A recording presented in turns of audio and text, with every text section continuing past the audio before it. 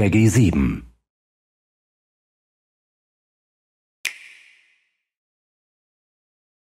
Oh, hi there! We of the Squid Research Lab have returned to present our latest findings, so buckle up and keep your tentacles inside the vehicle at all times. It's been 2 years since that fateful day when the inkling squid species hooked me with its amazing abilities to shoot ink in humanoid form and to swim through ink in squid form. From these goopy depths, a radical squid culture has emerged. Inklings have developed a taste for combat and competition, not to mention fashion. The ceremonial turf war is one such sport, in which 2 squid squads of 4 face off to see which team can cover the most turf with ink. This popular tradition isn't going anywhere, which remains as popular as ranked battle, where the very best teams and players compete online to achieve a higher rank and ultimate bragging rights. Here in Inkopolis Square, Inklings prepare for ritualistic face splatting by equipping gear and weaponry. But it's not all doom and gloom. All squid gear is designed for both function and fashion. In fact, everything about Inkopolis lends to its reputation as the foremost happening place in the world. As you can see here, communal aspects of Inkling society are greatly valued. But so is individual expression. Nice shoes! Like other cephalopods, Inklings can even choose their skin and eye color. But unlike regular squids, they have custom hairstyles and leg wear too. The various clothing and shoes the squids are wearing is actually called gear and has important roles in these battles too. Both looking good and good abilities are needed to be fashionable. Let's take a look at some gear. It takes more than style to win a turf war. Luckily, the Galleria, over on the left, houses a row of popular gear and weapon shops. Each item you acquire here has 1 or more abilities that should prove effective in battle. So, let's take a look inside, shall we?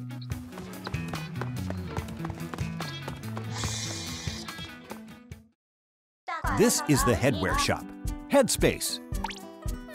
Got fashion on the brain? So does Flo. From hats to glasses, this sea slug carries it all. Though I must say, she's a bit of an odd one. Inklings like to think of her as their crazy old aunt. Ye Old Cloth Shop is a clothing boutique run by a jellyfish named Gelfonzo. Unlike most jellyfish, he can speak the Inkling language. But it's almost as if he learned to speak Inkling by reading ancient Inkling literature. His strange manner of speaking aside, the young squids of Inkopolis are crazy about his wares. Next up, the shoe shop, Shella Fresh. They have all kinds of footwear here, sneakers, sandals, boots, you name it. And might I add that Bisque is the least crabby spider crab I've ever met. He's got an air of experience, and he's a pretty chill guy to boot. Last but not least, let's hit up the weapon shop, Ammo Knights. You may recognize the horseshoe crab who runs the place. Sheldon has a gift for weapon design, and his uncanny ability to blather on about ink weaponry is second to none. Now, I know what you're thinking. If only you could tune out his weapon dissertations with the press of a button. Well, now you can. Sheldon's really outdone himself. I can't wait to study these weapons in greater detail. To start, weapons come in sets of 3. A main weapon, a sub-weapon, and a special weapon. Let's examine some main weapons first. Your standard shooters are great for both splatting opponents and inking turf. There are many different types of shooters to choose from. Rollers are adept at inking turf quickly and devastating at close range.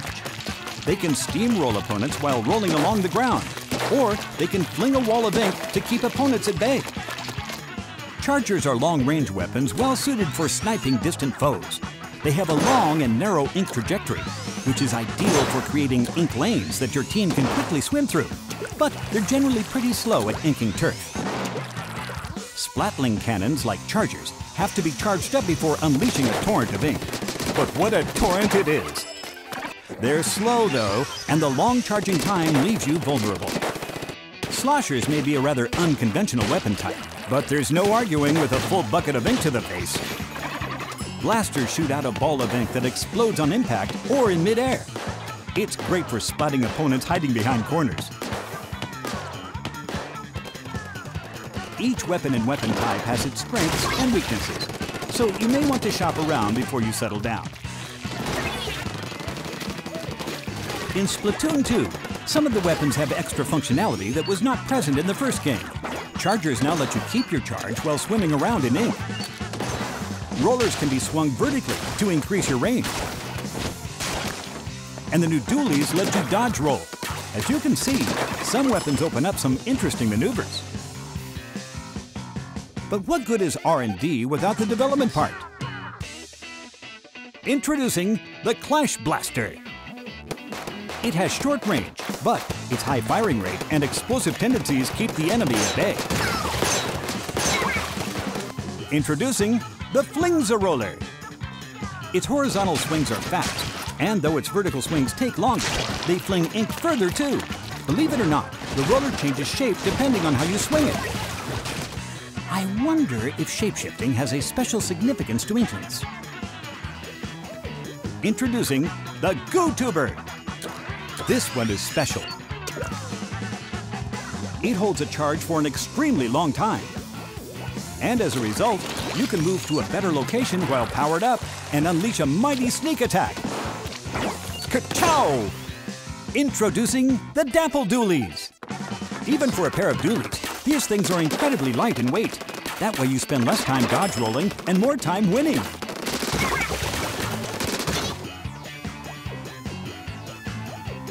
But what about sub-weapons?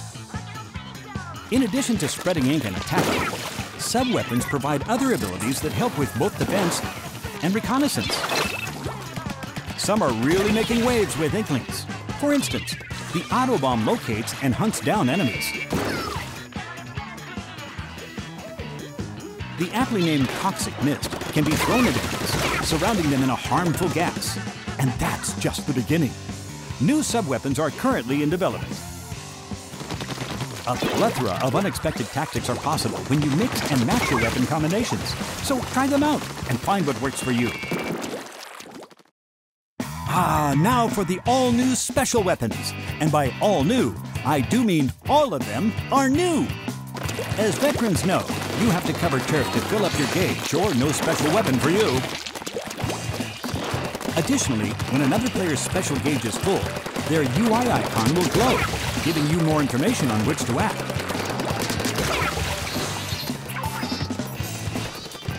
Pentamissiles lock onto enemies and fire multiple projectiles.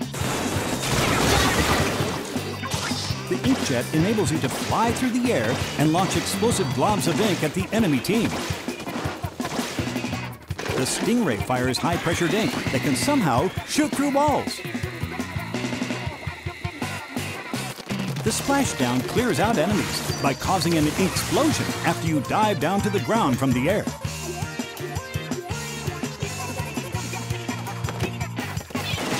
The Inkstorm is always making it rain ink. The Bomb Launcher allows you to launch a barrage of bombs onto the battlefield.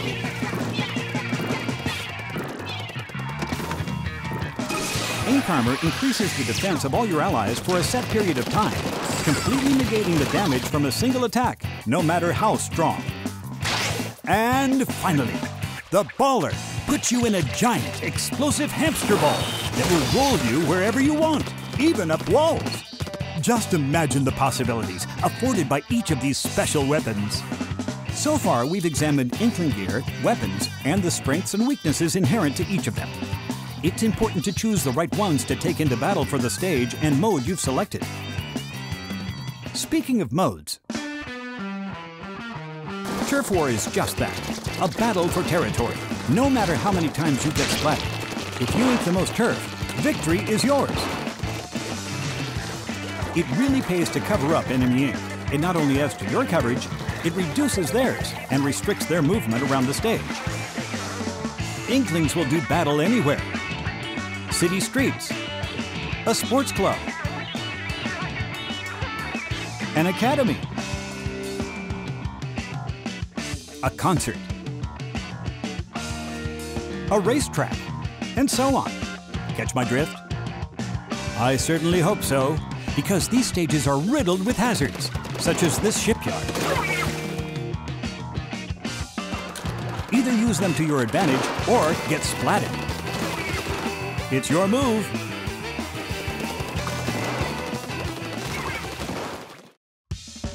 In addition to turf war, serious squids can experience the thrills of ranked battles.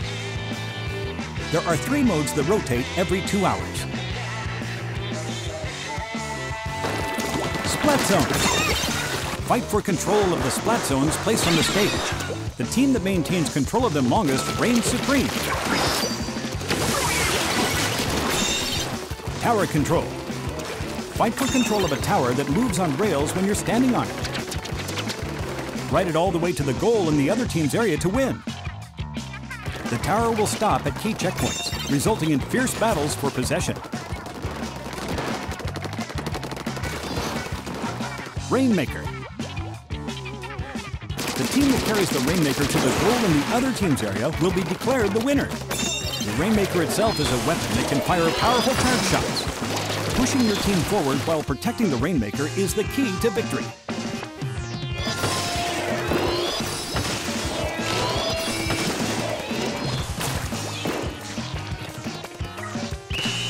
As you win ranked battles, your rank will increase. This will result in being matched with players of a similar skill level in future ranked battles. This time around, you'll have a separate rank for each mode. Prove you can out-ink the competition, and you may even move up 2 or more ranks at a time. League battles allow you to form a team with friends, fight alongside them, and battle your way to the top of the charts. You can enlist one other friend to form a pair and be matched with another pair, or connect with 3 friends to form a 4-squid team. League battles play out as ranked battles over a 2-hour period, or until the stages change. Your score is based on your wins and losses during that period. If you play well, you can receive an in-game medal to commemorate your awesomeness. Now then, well, if it isn't Merch, the sea urchin. Talk to this guy and take your gear from fresh to freshest. Depending on the ability, you could reduce your ink consumption or move a bit faster. You see, gear have different kinds of abilities. Some for headwear, some for clothing, and even shoes. Let's see, I have a number of trendy gear abilities listed here. First up, Thermal Ink.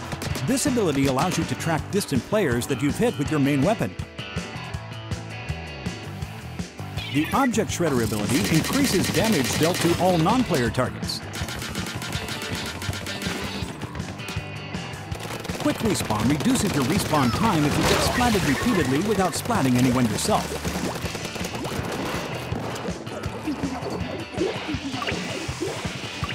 On the flip side, Respawn Punisher increases respawn time and the special gauge spawn penalty for you and any player who splats you.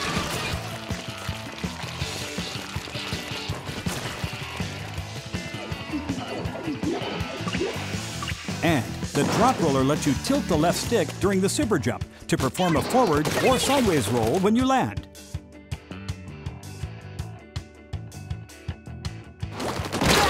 Want to know what you're up against? Check out the other player's gear on the map screen. Gear abilities present many unique challenges, so it pays to study not only your gear, but the competitions as well. Remember, Merch can add or remove gear abilities.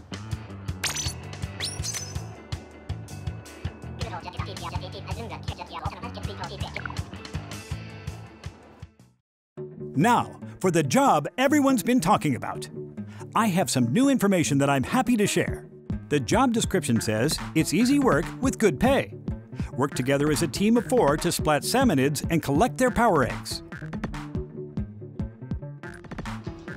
Apparently, this is the place that's hiring. Looks kind of shady if you ask me. They're not always hiring though. They're only open when the salmonids are on the move. Let's see, I pulled some strings and got a hold of this manual. It's all about salmonids, which I'm all about studying. It sure helped out back at the lab, especially when studying dangerous boss salmonids. Ah, the steel eel. These salmonids block your path with their long bodies and lay down ink wherever they go. Flyfish use jetpacks to hover while firing squid-seeking missiles.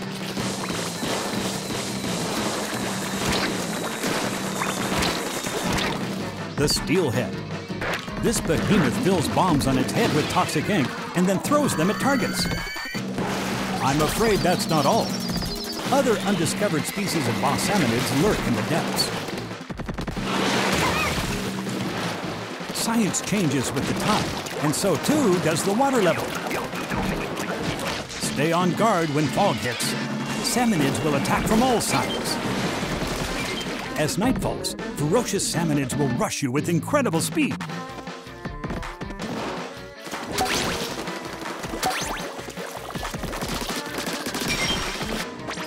Indeed, it certainly is dangerous work. However, special rewards make it more than worth the trouble. Some items can only be earned in Salmon Run. They may open up new possibilities in battles, so why not give it a go? Next, I'll detail a new service in Splatoon 2 that will help you stay in touch with Inkopolis, even when you're not near your console. Say hello to Splatnet 2, a service that puts information such as stage schedules, gear, and stats at your fingertips.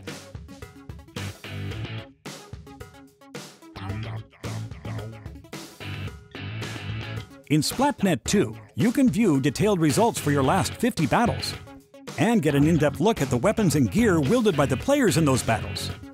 You can also look at your win rates for specific modes and stages, helping you to analyze and improve your game. You can also view your lifetime inkage, a feature that shows you how much turf you've inked compared to real-world places.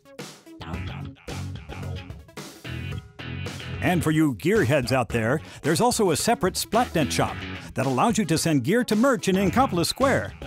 He'll keep it in the back for you.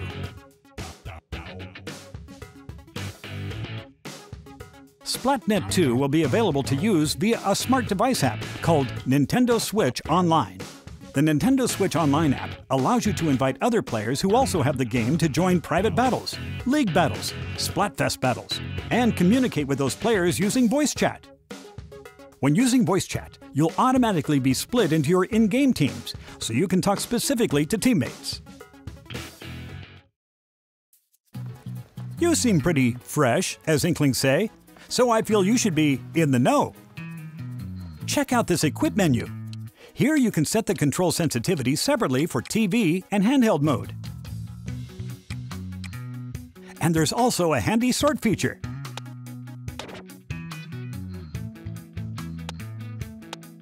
Feeling artsy? If you submit your fresh drawings here, they might show up in battle stages and in Inkopolis Square. You can post to some of your social media sites too. Science truly is Squid's best friend. Next on my list is Amiibo figures. You can save your control settings, gear, and weapon loadout, and nickname to any Splatoon Amiibo. Then you just tap that Amiibo on any Nintendo Switch console to instantly use those settings. What's more, you can also get exclusive gear from Amiibo, or strike a pose and snap a photo with them. Brand new Splatoon 2 Series Amiibo will be available. And the original Splatoon Series Amiibo figures are compatible as well. Also, food! Inklings love to grab a bite at Krusty Sean's place. Munch down on this stuff, and you'll get more points and money from battles. That reminds me. Here at the Shoal, you can play locally with friends using their own Nintendo Switch consoles. You even get to pick any mode or stage you want. Most players at the Shoal will likely use wireless multiplayer. But for more serious competitions, LAN play is also possible. I almost forgot to mention that the Inkling music scene is flourishing. You can play Squid Beats 2 and time your button presses to the beat.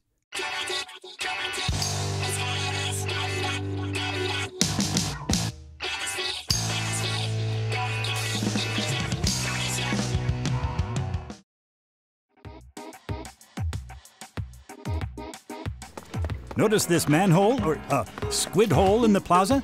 It leads to the home of the Octarians, arch nemeses of the Inklings. Adventuring here will put your prowess to the test. Stand alone against a multitude of challenges and an army of menacing Octarians. It's also a great place to learn the battle basics. You can take different weapons into battle and master their many uses and nuances in combat situations.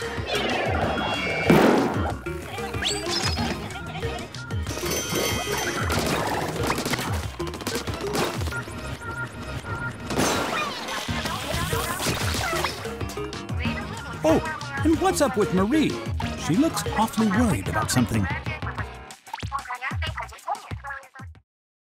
Well, we've seen some fresh weapons, gear, and stages today, but what more can science offer us? How about some content updates? New weapons are in development. Say hello to the Brella. Much like an umbrella, it offers both beauty and functionality. Press and hold the button to open it up and block enemy attacks.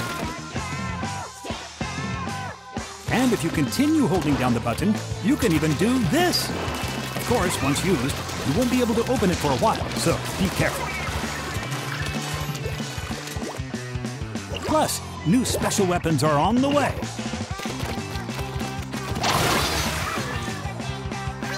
And of course, new gear too. Fashion is a fickle beast after all. Over time, more stages will become available as well. Over at the lab, we're crazy excited to calculate the many ways this will change the game. Expect weapon, gear, and stage updates for around a year, along with 2 long years of Splatfests. I guess you could say it'll stay fresh. But what is a Splatfest anyway? I'm sure some of you know them even better than me. These events split players into 2 sides and pit them against each other in 4-on-4 matches for a limited time. Each Splatfest has a polarizing theme, leaving players with one option: pick a side and compete to win in turf war. May the freshest team win. And for the first time, you can fight alongside your friends on the same team.